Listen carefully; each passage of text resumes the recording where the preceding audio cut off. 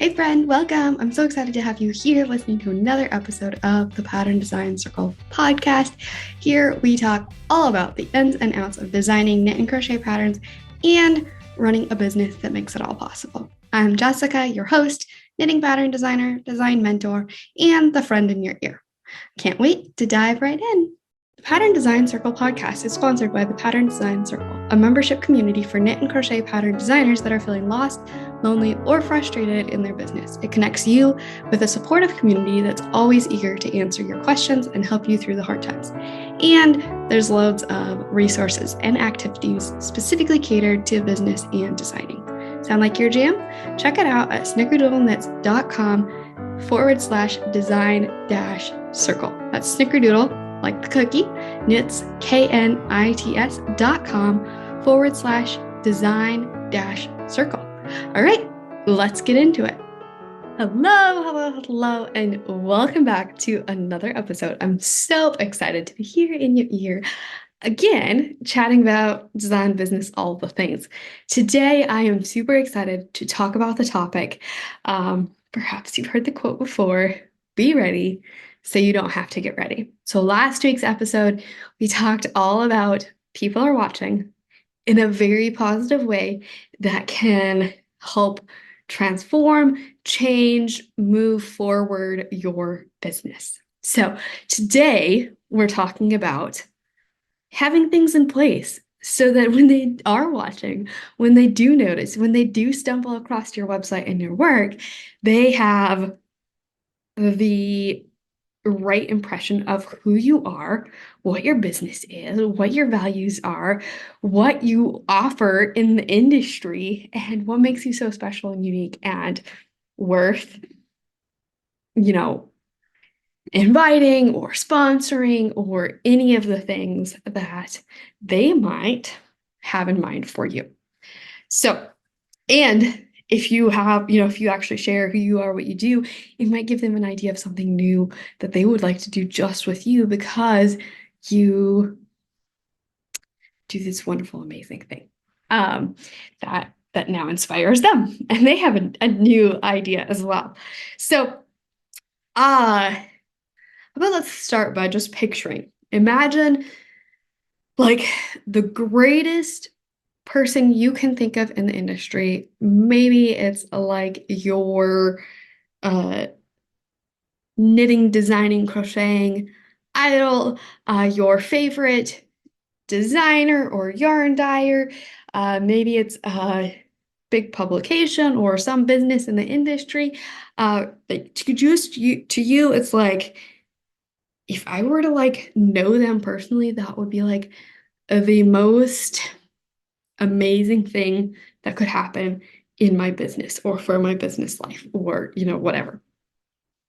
So let's imagine that now they have stumbled across your work.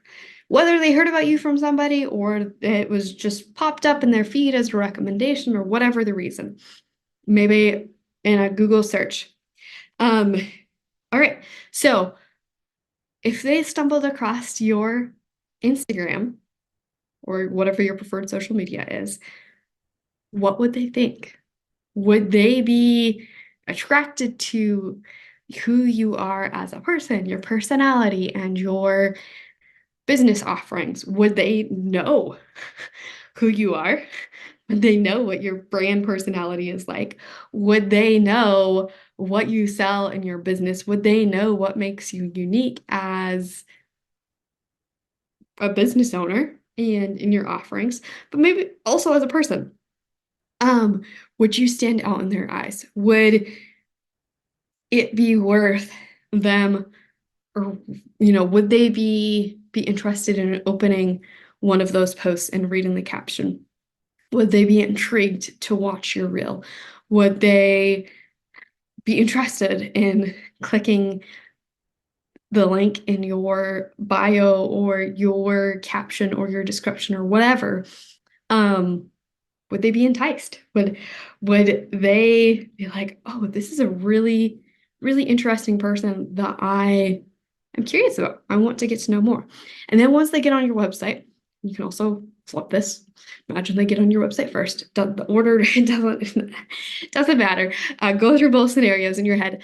All right, now they are on your website.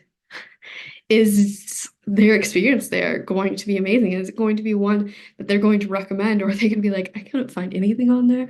There's no way I would send anyone to that website. There's no way I would send anyone to that Instagram. There's no way I would send anyone to XYZ, that Patreon, that whatever it is that you're offering. Or would it be like, this is a super amazing person. I can totally tell their personality from their marketing. I totally resonate with the stories they're sharing. I totally resonate with their style, or I think it's amazing what they're contributing to the industry with their unique XYZ. Would it be clear to them who you are, what you do, how you serve, where they can contact you, where they can purchase any of your products from you? Would it be easy to navigate? Would it be something that would leave a lasting impression on them that is a positive experience? And then you can also, you can do this with, all right, like your Ravelry page or your Lovecrafts page. Lovecrafts you can't do so much with, but let's say your Ravelry page or your Etsy shop, your GoSadie landing page. If they were to hop on there, what would they see? How would they feel? Would they be interested in reaching out? So this can go into, your messaging, your photography, how often you share about who you are, what you do, your pinned items up at the top. That could be, like on Ravelry, you can create like the collections, or on Instagram, you can pin posts and reels. And are those things that are really showcasing your brand and you and your offerings and what just makes you so special? Um, and then, like on social media, on your website, are you really showcasing your your branding stories? Are you telling people over and over again, just different angles of who you are and what you serve and how you serve and what you provide? All of those things. Is it super clear, or would they have to go back 3 years into your Instagram archive in order to find any of that information? And then, something that I brushed over just quickly was, can they contact you? But if, especially if they land on your website, um, is there a way to like reach out to you? Is there a contact form on your website? Do you have your email address on your website? Do you tell them to reach out to you on Instagram? If so, do you have your Instagram linked on there? All of those things. And then, of course, we could talk about customer service once you do get a message, whether it's on Ravelry, your email, or your website, or whatever, so that it doesn't remain an unread message for 6 months and then you don't respond and then you lose it because of that. Yeah, just really being super aware of what people are saying, and not only your ideal audience, but maybe people who have, could have an amazing opportunity waiting for you. They're just looking for the right person, and maybe you're the right person. But if your website, if your social media, if your presence online doesn't show that, uh, you might miss the opportunity. And I don't want to say that in like a scarcity mindset kind of way. I don't want to, like, that's not meant to be like a fearful thing. Like, I don't want you to feel fearful of like, I'm going to miss out on opportunities, because I do believe more opportunities will come. And maybe there's a reason the timing just isn't right for you anyway. Alrighty, so that's like their first initial what they see, right? So like in the last podcast episode, I shared about, summit opportunities that I got because people found me. Um, and they saw through what I've shared online that I felt like a good fit for what they were doing. Um, And then it gave them confidence that I had some level of expertise, that I knew what I was talking about, that I could provide value for their summit, all of those things.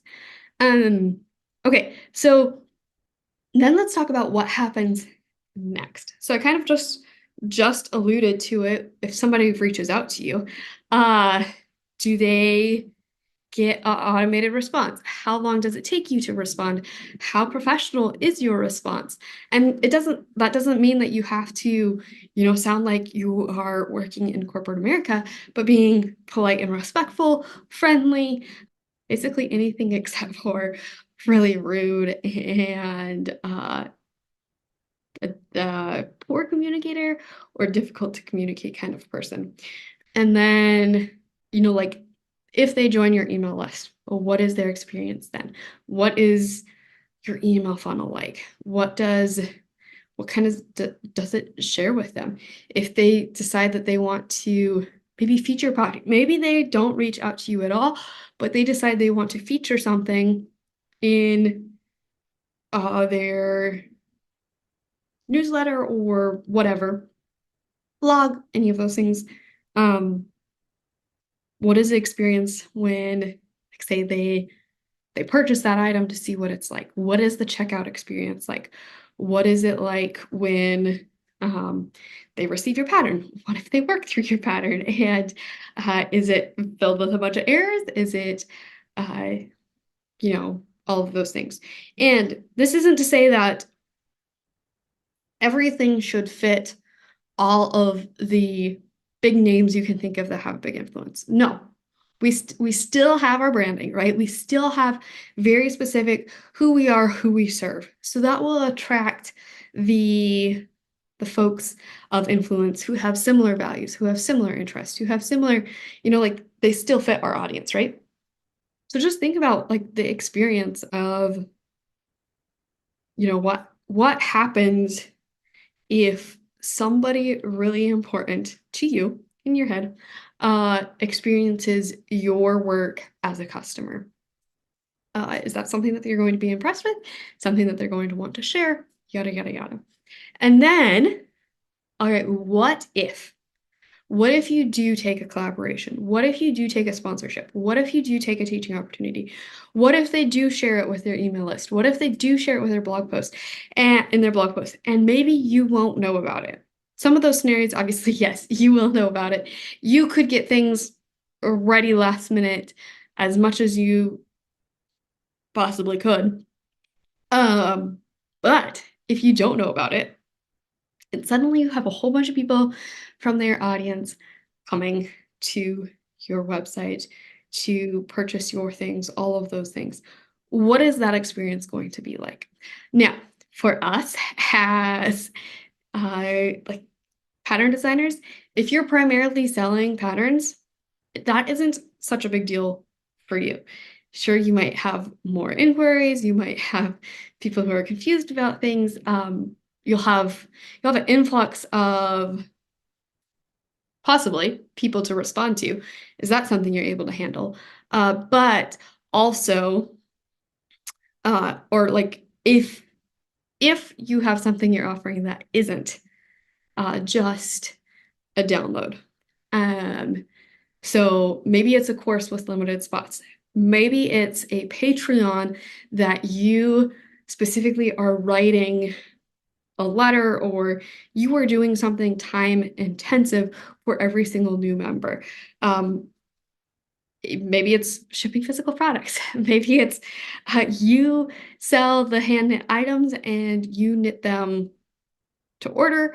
Now, what happens if you end up with 5 people ordering all at the same time? 5 people joining your class or your membership, your Patreon, whatever, all at the same time. What if you have 10, 20, 50, 100 people? What is your business actually able to handle? And so this is important to think of like how things are set up. So maybe you put caps on things. So, all right, I can only sell up to, these many places in my membership at this tier level per month, or There's only this many spots in my class. Now, what if the class fills? Are you going to create a new class?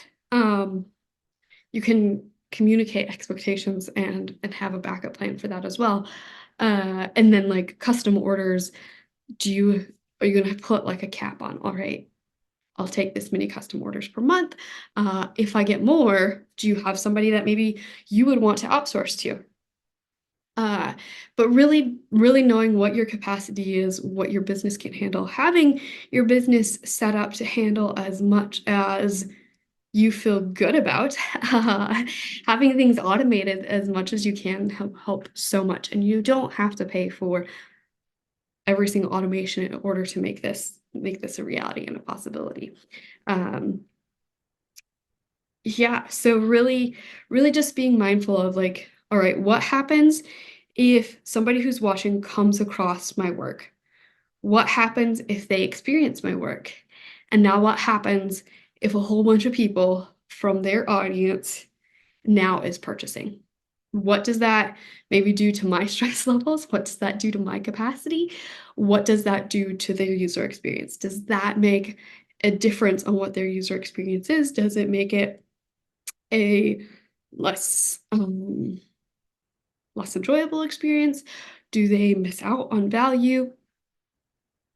Just understanding all of that before you, especially before you commit to something of a large scale. Maybe that is being on national TV, maybe that is being in your local newspaper, whatever it looks like for you, just being aware of what the potential influx could do to your business and your customers. So that doesn't mean that you have to have the top tier of everything. That doesn't mean you have to have in place somebody to, you know, knit all of these, potential custom orders. It doesn't mean you have to have, like, always be on your toes waiting for this to happen. You don't need to spend extra time and resources on all this stuff, but it's really being aware of, all right, if something big did happen, am I set up for that? If I am going out, especially if I'm seeking something bigger, if I am seeking that larger audience, if I am seeking those opportunities, if I have committed to or agreed to any of those opportunities, being extremely mindful of, all right, what does this picture look like? What is the customer experience look like? What is this going to do for my brand?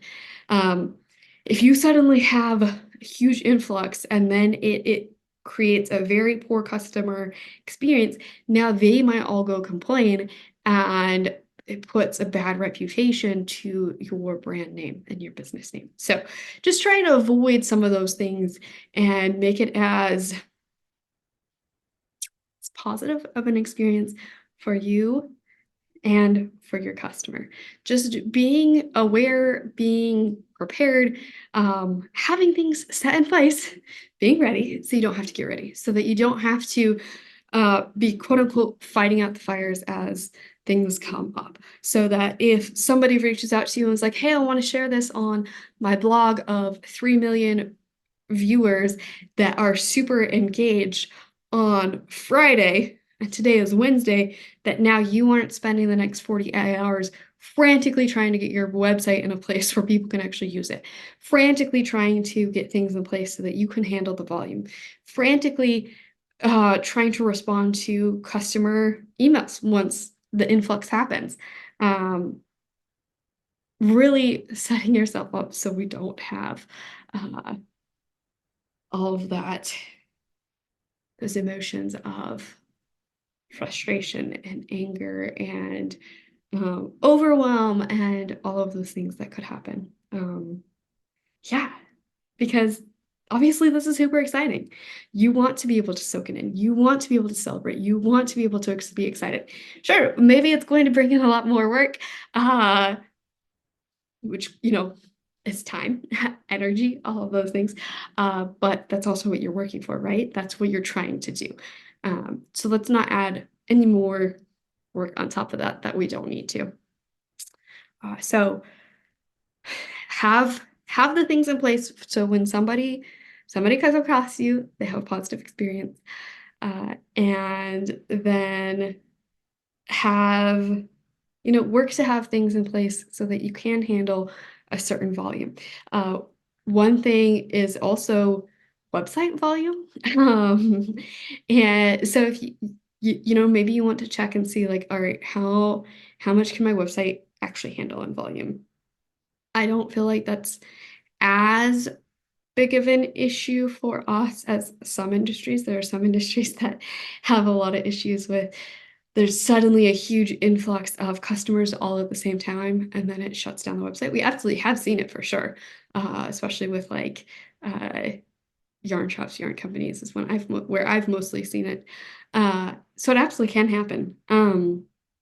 But just being aware of, all right, what's the capacity of my website? What is my website able to handle? Um, and being aware of that as well. So, and then yeah, just have systems in place, automations in place. They have so much already. Like that, those things are already going to save you time with a lower volume, and then it will make things move even more smoothly at a higher volume. So I hope this I hope this doesn't scare you. I hope this doesn't make you fearful. I hope it makes you excited to think about the what ifs of success, the what ifs of people watching you and getting seen and getting shared. Um, and that it just kind of inspires you and motivates you to know why some of these things are super important. Of course, they're important for our audience, the audience that we already have coming in, but why it can be important and valuable on an even larger scale, and how these things, laying these foundations, getting these things in place, that they are not waste time. I say that cautiously because there are things that we can spend a lot more time on than we really need to. Um, so that they can maybe become something that you're quote unquote wasting your time on. But preparing for a successful business, that is not a waste of time.